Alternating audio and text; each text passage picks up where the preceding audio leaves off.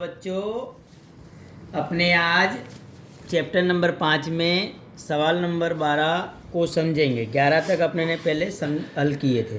आज 12वां सवाल हल करेंगे। देखो थोड़ा सा पढ़ लेते पहले। पी और क्यू 3:2 के प्रमाण में लाभानी बांटने वाले साझेदार है। 31/3/16 के दिन उनकी पेड़ी की पक्की तलपट निम्न अनुसार है। समायोजन दिए नीचे। पक्की तलपट के नीचे समायोजन। उपयुक्त तारीख को उन्होंने आर को निम्नलिखित शर्तों पर नए साझेदार के रूप में प्रवेश दिया। आर पूंजी के रूप में 60,000 नकद लाएगा। पेड़ी की ख्याति की कीमत 30,000 निश्चित हुई। आर अपने भाग की ख्याति की रकम नकद में नहीं लाता। जमीन मकान की कीमत 90,000 रुपये गिननी है। देनदारों पर डूबत ऋण अनामत 5% रखना है। स्टॉक की कीमत में 400 रुपये की कमी करनी है।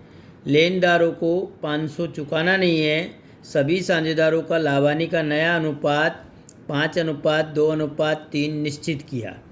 उपयुक्त जानकारी पर से पेड़ी की बही में आवश्यक खाते तैयार करके प्रवेश के बाद की पक्की तलपट तैयार करो और ख्याति के संबंध में आवश्यक प्रविष्टियाँ लिखो। देखो बच्चों, इस सवाल के अंदर अपने जो पक्की तलपट दी है उसमें से सर्वप्रथम अपने पूंजी को लिखेंगे बच्चों। जो पूंजी दी है तो पूंजी खाते में पूंजी लिख दो। शेष आगे लाए। इसकी पी की 50,000, क्यू की 25,000 और डैश।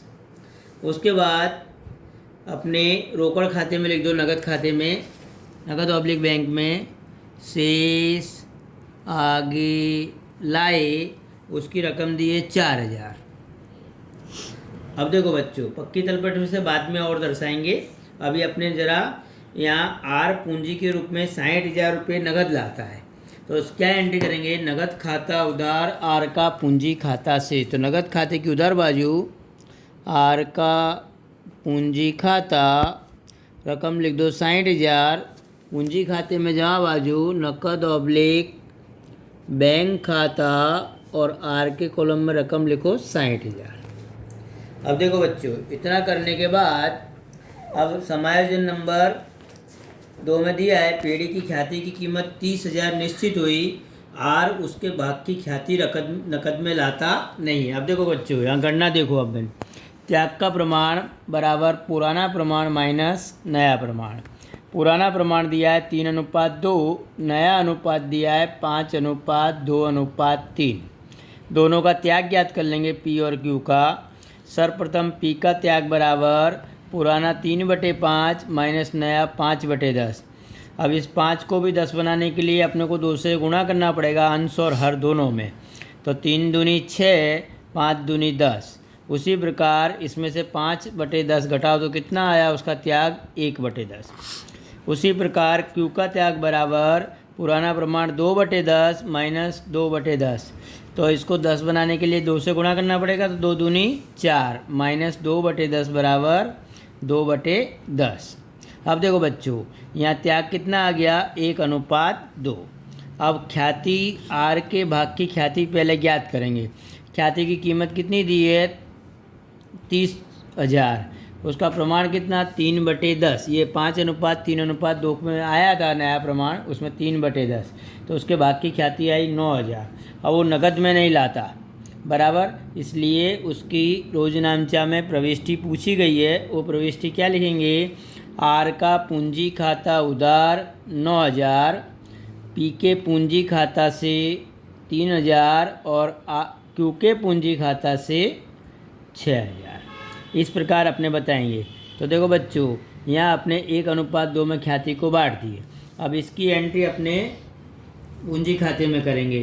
तो पूंजी खाते में जमा बाजू लिखो आर का पूंजी खाता और उसमें 3,000 और इसके अंदर 6,000, यहाँ डैश। और उधार बाजू अपने 2 बार लिखेंगे। पी का पूंजी खाता और रकम किस में लिखेंगे? अपने आर में 3,000। उसी प्रकार क्यू का पूंजी खाता और रकम 6,000 आर में लिखेंगे। इस प्रकार इसकी खतौनी करेंगे अपने इसमें। अब देखो बच्चों, यहाँ अपने पुरानी ख्याति दी है 20,000 रुपये। उसको अपने 20,000 रुपये को जो पुराना प्रमाण है 3:2 उसमें आप लिखित करेंगे। तो क्या एंट्री करेंगे, पी का पूंजी खाता उधार, क्यू का पूंजी खाता उधार, ख्याति खाता से। तो इधर लिखो ख्याति खाता और रकम लिख दो 12,000 और क्यू की लिखो 8,000 डैश। अब देखो बच्चों, यहाँ अपने पुनः मूल्यांकन खाते में अब जो ज़रूरत है वो एक एक करके समायोजन देखेंगे। यहाँ आपने तीसरा समायोजन हो, ज़मीन मकान की कीमत 90,000 गिननी है। ऊपर ज़मीन मकान की कीमत कितनी दी है, 80,000। तो पुनः मूल्यांकन खाते की जहाँ बाजू 10,000 लिख दो, ज़मीन मकान खाता 10,000 और यहाँ पक्की तलपट में लिखो ज़मीन मकान 80,000 प्लस वृद्धि 10,000 जोड़ के 90,000 रुपये बाहर निकाल दो। दो असर हो गई इसकी। देनदारों पर डूबत ऋण अनामत 5% रखनी है। अब देखो बच्चों, देनदार सर्वप्रथम लिख दो, यहाँ देनदार कितने के, 22,000 रुपये के। तो यहाँ 22,000 रुपये के देनदार और 5% रखनी है, तो माइनस डूबत अनामत 5% से 22,000 रुपये कितनी आएगी, 1,100 रुपये और घटा के 20,900 बाहर निकाल दो। अब देखो बच्चों, यहाँ पहले डूबत ऋण अनामत कितनी रखी हुई है सवाल के अंदर, पक्की तलपट में देखो 2,000 और यहाँ 1,100 यानी 900 रुपये और कम हो जाएंगे। तो इस डूबत अनामत को इधर जमा कर दो, डूबत अनामत खाता 900 रुपये से जमा हो जाएगा इधर। तो टोटल 2,000 थी, उसमें से 1,100 कम कर देंगे। अब देखो स्टॉक की कीमत में 400 रुपये की कमी करनी है। अब यहाँ लिखो स्टॉक 36,000 माइनस कमी 400, कमी करो तो कितने आ गए, 35,600 और ये 400 रुपये स्टॉक में यानी संपत्ति में कमी। तो पुनः मूल्यांकन खाते की उधार बाजू स्टॉक खाता 400 रुपये बता दो। अब देखो बच्चों, उसके बाद यहाँ आपने दिया है समायोजन, लेनदारों को 500 चुकाना नहीं है।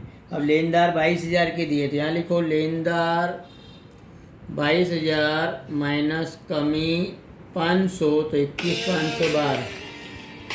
अब इधर लिखो लेनदार 500 रुपये।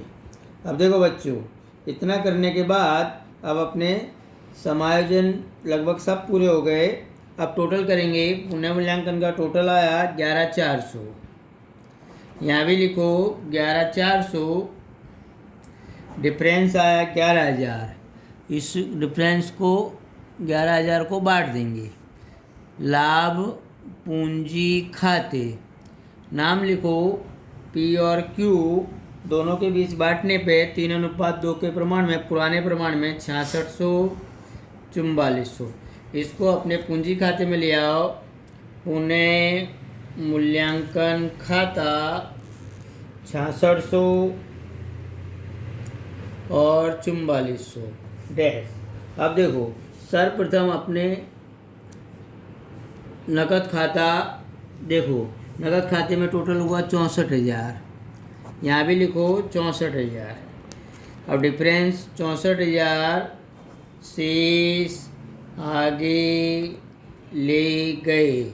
इस शेष को कहाँ ले आएंगे, पक्की तलपट में, नकद ऑब्लिक बैंक 64,000। अब देखो बच्चों, यहाँ अपने पूंजी खाता सर्वप्रथम बंद करेंगे। पूंजी खाते का इसका टोटल है 79,600, उसका टोटल है 60,400। एक मिनट बच्चों, यहाँ अपने पूंजी खाते की बाकी 50,000 थी ना, 50,000 यानी 60,400 इसका टोटल बराबर बच्चों, और इसका टोटल हुआ 60,000। अब तीनों टोटल को इधर ले आओ, इसका 79,600। देखो बच्चों, पूंजी खाते की बाकी में थोड़ी मिस्टेक हो गई थी लिखने में अपनी। अब इधर ऊपर 70,000 50,000, तो इसका टोटल आया 79,600 और इसका टोटल आया 60,400। इतना ही टोटल यहाँ लिख दो, 79,600 60,400 और 60,000। अब देखो बच्चों, यहाँ अपने डिफरेंस इसका आया 51,000 रुपये, उसका डिफरेंस आया 52,400 और इसका डिफरेंस आया 67,600 इसको लिख दो शेष आगे ले गए। अब इसको पक्की तलपट में ले आओ। पूंजी खाता PQR तीनों का लिख दो। 67,600, 52,400 और उसका लिखो 51,000। तीनों का टोटल करो, बाहर निकालो टोटल करके 1,71,000। अब देखो बच्चों, यहाँ अपने पक्की तलपट में कुछ लिखने का रह गया, जैसे प्रोविडेंट फंड, तो इसको भी लिख दो प्रोविडेंट फंड 18,000 रुपये। अब उधर भी देख लो, देखो ज़मीन मकान आ गए, नहीं आए, आ गए। अच्छा, देनदार आ गए, उसके बाद स्टॉक आ गया, नगद शेष आ गई और ख्याति को अपने आप लिखित कर दिए थे। अब दोनों बाजू का टोटल करेंगे 2,10,500, यहाँ भी 2,10,500। इससे सवाल ये पूरा हुआ 2,10,500 से। देखो बच्चों, इस सवाल को आपको अपनी नोट में हल करना है।